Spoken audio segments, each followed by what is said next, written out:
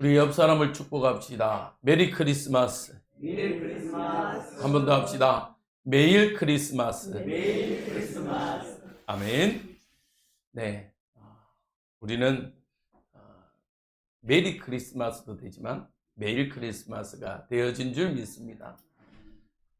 작년 이맘쯤에 우리가 성탄절 예배를 드렸는데 드디어 또 1년 만에 다시 성탄 감사 예배를 드립니다.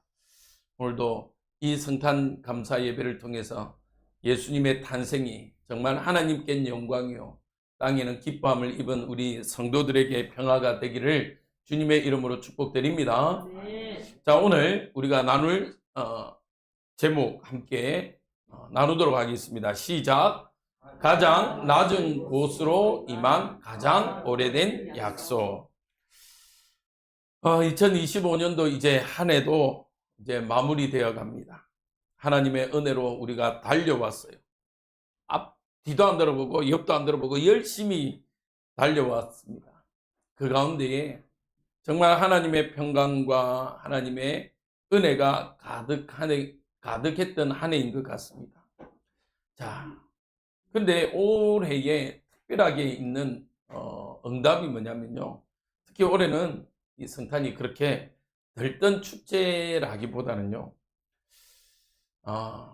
세상도 참 조용한 성탄절을 보내고 있죠. 자, 이때쯤에 우리는 다시 한 번 더 가장 낮은 곳까지 찾아오시는 하나님의 그 사랑의 응답들을 우리가 기억하고요.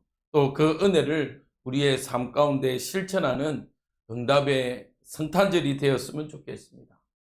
사복음서의 성탄에 관련된 예수님의 탄생된 기록들이 나와 있습니다. 마태복음은요, 동방 박사들의 그 경배에 초점이 맞춰져 있습니다. 맞죠? 또 누가복음에는요, 사실은 무명의 목자들, 이름도 없는 이 목자들을 맞이하는 첫 번째 성탄에 주목되어 있습니다. 자, 그러면 왜 하나님께서는요, 인류의 구원, 어마어마한 이 경이로운 소식, 이 축복된 소식이 왜 이름조차도 없는 목자들로부터 시작되었겠냐는 겁니다. 첫 번째입니다. 왜 무명의 목자들에게 가장 먼저 이 소식이 전해졌을까요? 자, 한번 생각해 봅시다. 그 시대의 어마어마한 로마의 배경입니다. 로마의 어마어마한 축복의 시간이 있습니다. 축복의 시간. 로마의 어마어마한 그 배경과 어마어마한 위세를 가지고 있어요. 맞죠? 여러분들 로마 이러면 보통 우리가 뭐라고 기억합니다? 팍스 로마. 무슨 뜻이죠? 혹시 아십니까? 팍스. 평화의 완전 행복, 이 뭐 더 이상 누릴 수 없는 파라다이스와 같은 그런 로마. 왜냐하면 어마어마한 영토와 함께 어마어마한 그 정치 제도와 경제 이런 것들이요 정말 화려했던 그 시기가 로마입니다. 한때 로마인 이야기라는 책들이 유명해서 제가 시리즈를 한번 읽어봤는데요. 그 당시에 로마가 얼마나 대단했냐면요. 지금의 우리가 말하는 하수시설, 상하수시설이요. 깔려져 있어요. 그리고 도로가요. 지금 말하면 우리가 말하는 아스팔트급 도로들을 깔려져 있어요. 로마 안에. 그렇기 때문에 그 당시에 수단이 마차지 않습니까? 근데 그 마차가 지나다니면 너무너무 이렇게 소리가 크기 때문에 지금 말하면 통행 금지. 이 시간부터 이 시간까지는 마차가 움직일 수 없습니다. 라는 것들로 어마어마한 그 정치, 경제, 문화를 이룬 시기가 로마입니다. 그런데 이 어마어마한 로마 황제에 의해서 예수님의 탄생이 전파된 게 아닙니다.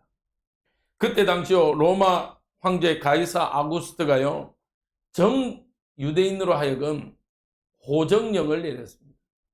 왜 호정령을 내렸냐 보니요 이 사람들로 하여금 인구조사를 하는 겁니다.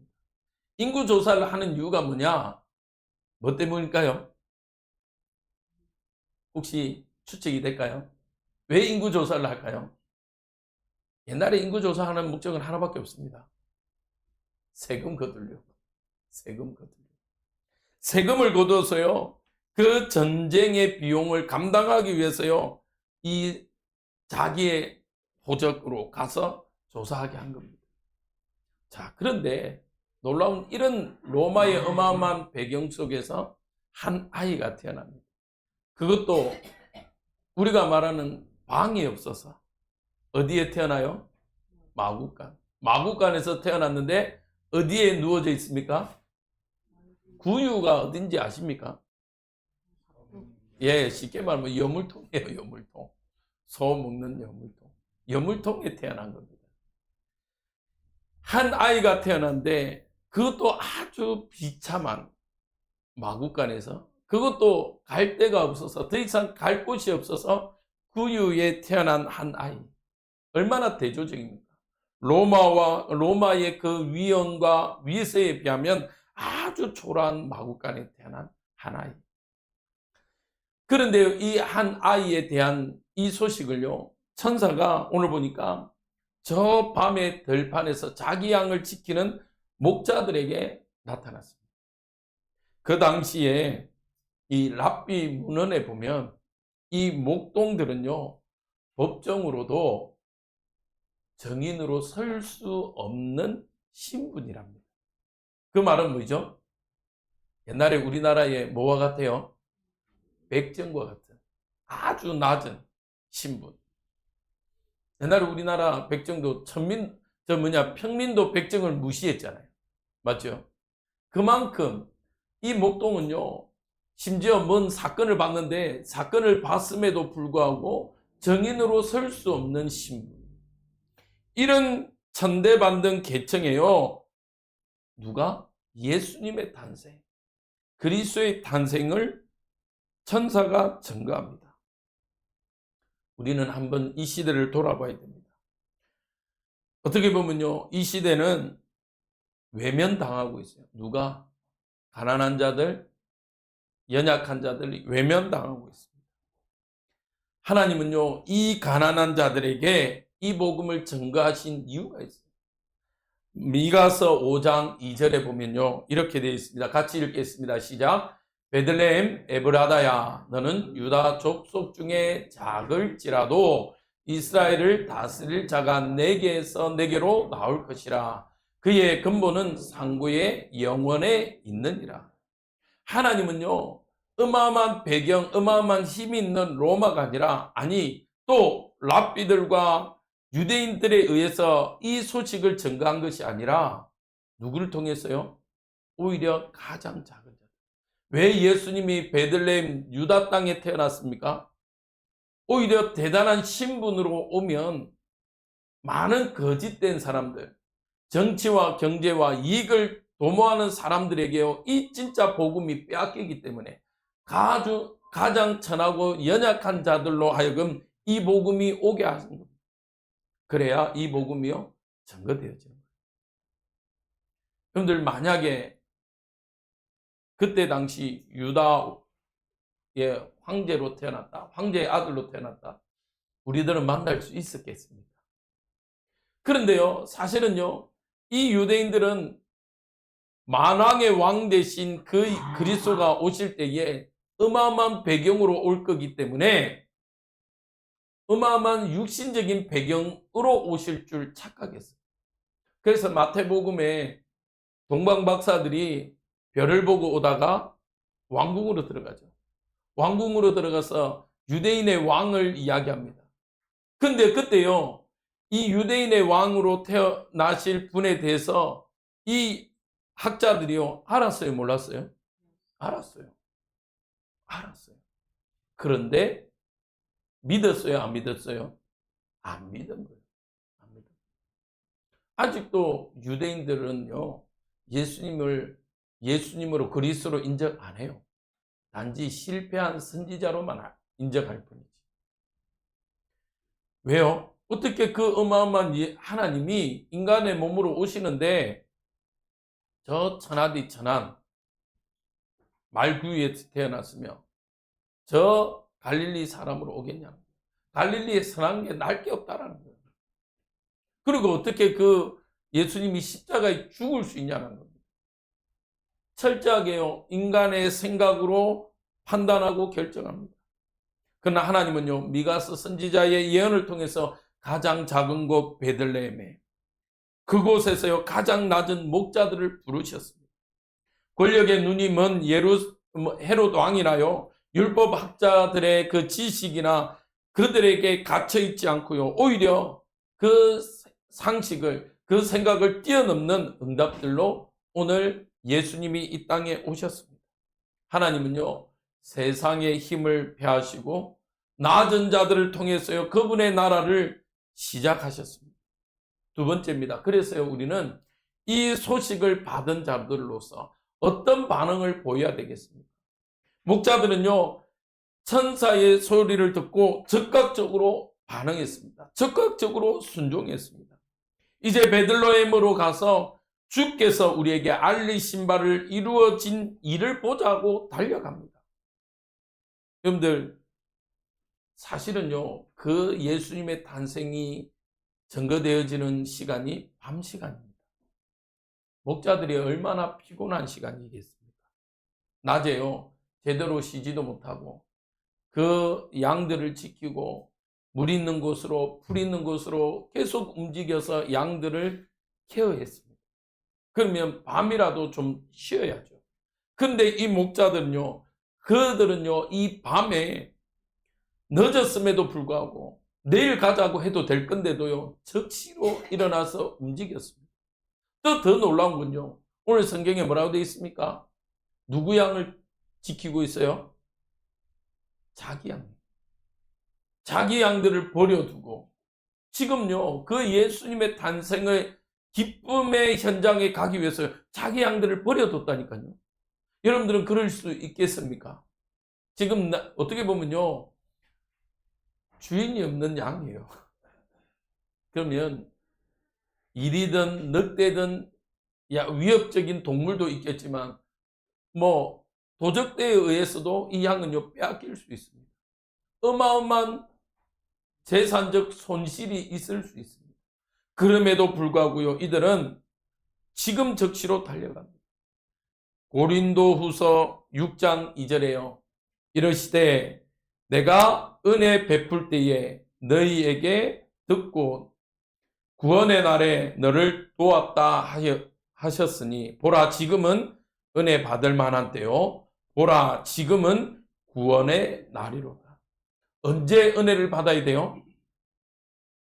언제요? 그렇죠.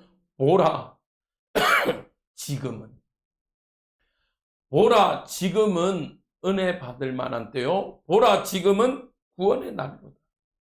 지금 이 시간 여러분들이요 구원의 소식과 은혜의 소식을, 은혜 받을 만한 응답을요 받아야 될 줄 믿습니다. 여러분들, 많은 성도들이요 제가 만나보면요 이런 이야기를 많이 합니다. 목사님, 제가 옛날에는 청년회 회장도 했고요 청소년 때는요 정말 은혜도 받았고요 그래서 제가 한때는 목회자를 꿈꾸기도 했었습니다. 여러분들, 그 말이 맞아요. 맞을 거예요. 그러나 그 말은 소용이 있습니까 없습니까? 과거에 내가 이렇게 은혜를 받았고 내가 이런 응답을 받았고 과거에 이런 헌신도 했습니다. 예, 중요합니다. 그러나 주님은요 언제를 말씀하고 계세요? 지금. 여러분들, 과거의 은혜 중요합니다. 그러나 지금 이 시간, 보라 지금은 은혜 받을 만한 때요 보라 지금은 구원의 날이로다. 지금 이 시간 은혜와 구원의 응답을 받는 이 축복의 날 되기를 주님의 이름으로 축복드립니다. 이 목동들은요 지금 이 시간 빨리 가서 구원의 그 은혜의 약속의 성취된 응답을 보겠노라 달려가는 것입니다. 오늘 이 자리에 여러분들이 오실 때에도 그런 마음으로 오신 줄 믿습니다. 하나님, 오늘 나에게 은혜 주시옵소서. 오늘 나에게 구원의 은혜를 베푸시옵소서.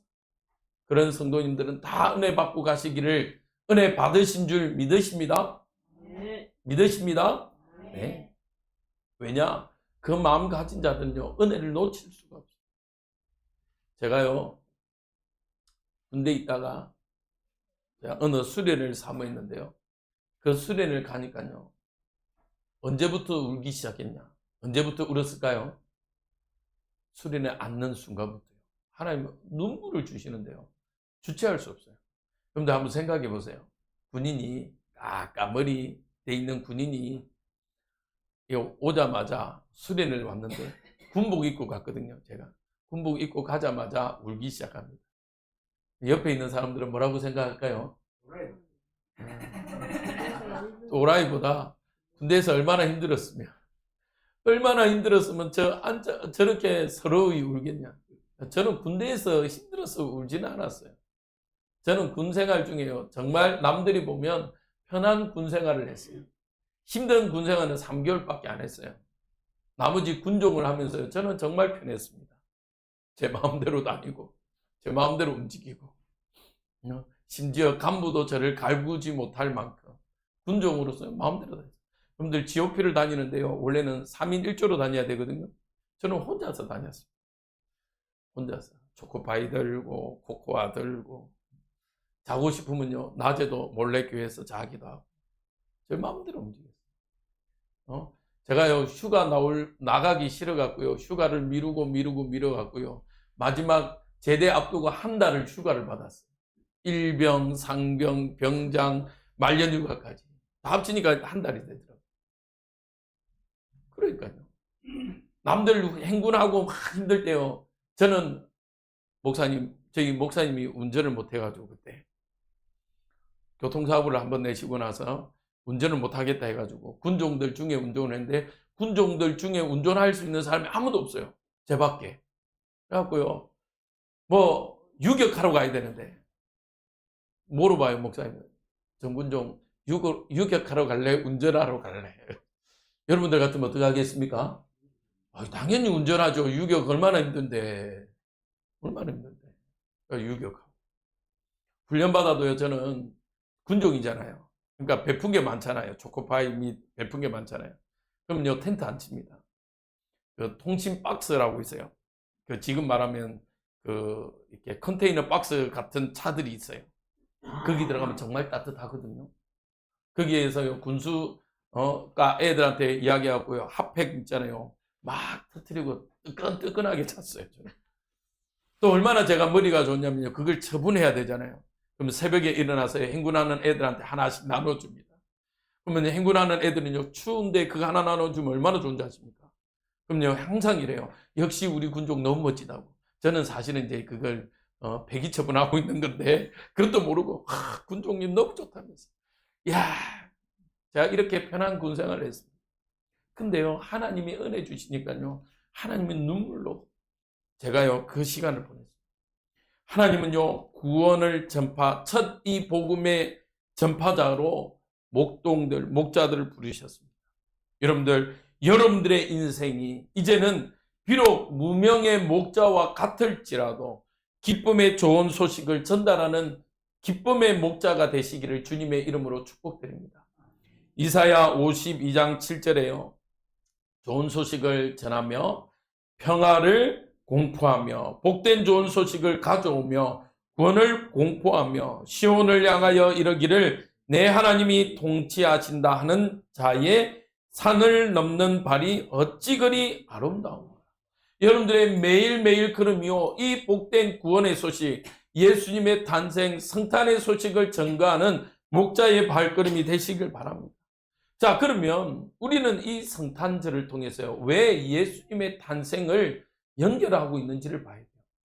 요즘에 또 유난히 유튜브에 보니까요. 성탄절, 예수님의 탄생의 날이 아니다.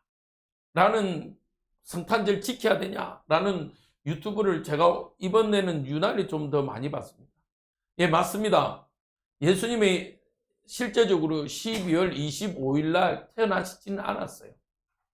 사실은요, 12월 25일은요, 로마 태양의 신, 그 날을 기념하는 날이었습니다. 그러나 로마가 기독교를 국교로 바꾸면서요, 이 날을 예수님의 탄생의 날로 기념하여 지키자고 바꾼 겁니다. 그래서 간혹 저 안상훈과 같은 사람들이 설문지 할 때요. 또 안상홍 이야기해서 안상홍에서 시비 걸지 모르겠는데 안상홍이요 때로는 설문지 조사합니다. 혹시 12월 25일이 예수님의 탄생이 아니라 로마의 황제의 날인 줄 아냐? 라고 질문할 때가 있어요. 그러면 우리는 뭐라고 하면 돼요? 네, 압니다. 그러나 여러분들 그 우상에서 돌아와서 예수님을 기념하는 날이 되었습니다. 그러면 날이 중요하죠. 날도 중요합니다. 그러나 그 날보다 더 중요한 건요. 우리가 예수님이 이 땅에 오신 이유를 알고 그 날을 기념한다는 게 중요하다고 저는 생각합니다. 맞으시면 아멘 하세요. 여러분들 사실은 여러분들의 생일을 완벽하게 아십니까? 부모님이 가르쳐 줘야 알잖아요. 태어나 보니 나는 12월 24일이야. 내가 알아서 그 날을 알아요? 여러분들이 생일을? 누군가가 부모님이 대부분 알려주시죠. 그래서 간혹 호적에 올리는데 아버지가 한 장 꺾고 가셔갖고, 맞죠? 12월 13일인데 12월 23일 만들기도 하시고, 63년생인데 65년생 만들기도 하시고, 간혹 그러셔. 간혹. 여러분들 중요하지 않아요.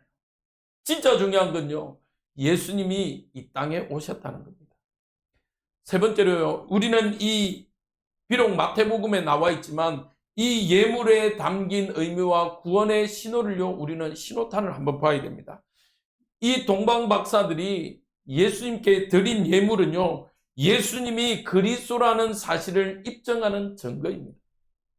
그 중에 하나가 뭐였죠? 황금입니다. 황금은요, 왕권을 상징해요. 예수님이요, 이 땅에 오신 것은 마귀의 일을 멸하십니다. 그러시면서 왕의 통치로 우리를요 다스리기를 원하시는 것입니다. 우리는 오늘도 마귀의 일을 멸하신 그 예수님의 통치를, 왕적인 왕권을 가진 그 통치를 여러분들이 받으시기를 주님의 이름으로 축복드립니다. 그러면서요 유황을 드려요. 유황은요 제사장들의 향료입니다. 우리를 제사를 통해서요 하나님과 단절된 우리를 화목케 하는 그 축복을요 여러분들이 누리시길 바랍니다. 몰약은요 장례 때 쓰여집니다. 우리는요 죄와 허물로 죽어서 하나님과 단절되어서 만날 수가 없는 존재였습니다. 그러나 우리를 그 하나님 만나는 길로 인도하신 그 그리스도를요 우리는 오늘도 소망하시길 바랍니다. 매일요 여러분들의 삶 가운데 그 구원의 은혜를요 체험하시길 바랍니다. 하나님과 동행하는 은혜를요 체험하시길 바랍니다. 교회 와서도요 어떤 분들은 자꾸 일 때문에요 많은 것들을 놓치는 분들이 있어요. 일이 중요하지 않습니다. 일은요 조금 미흡할 수도 있습니다. 부족할 수도 있습니다. 올해에 제가 보니까요 연말을 정산 제가 개수하다 보니까요 제가 놓친 것들이 참 많더라고요. 근데요 사실은요 저는 일 중심의 사람입니다. 제가 일을 참 중요시하고 일을 아주 빈틈없이 하기를 좋아하는 사람입니다.